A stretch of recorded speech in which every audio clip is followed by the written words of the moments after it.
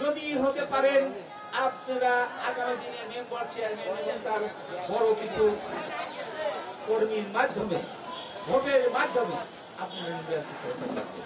একজন সভাপতি সেক্রেটারি না হতে পারে। এই জন্য কর্মী বান্ধব নেতাই হচ্ছে আগামী দিনের ভবিষ্যৎ।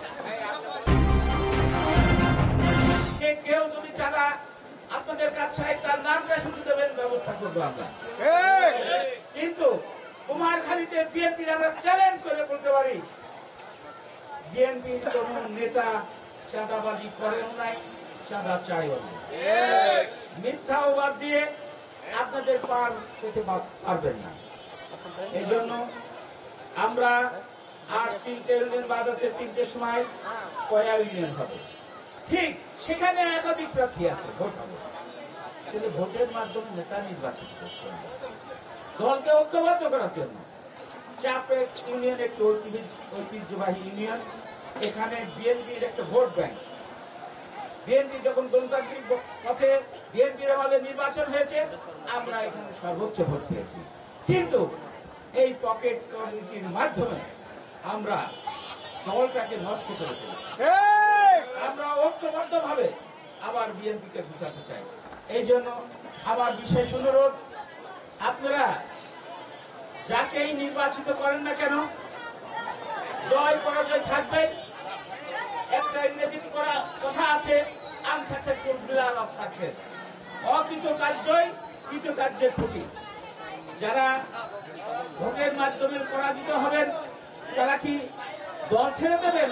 কখনো।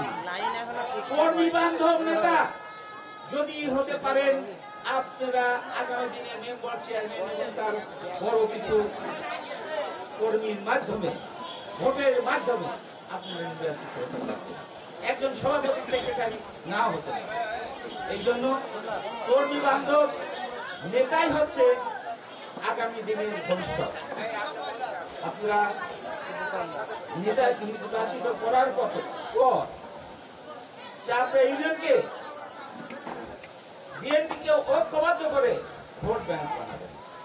আগামী দিনে ধানের শীষে প্রার্থীকে আপনারা বিপুল পরিমাণ ভোট দিয়ে নির্বাচিত করে জাতীয় সংসদে দলের একটা সদস্য বানাবেন, এই আশা করি।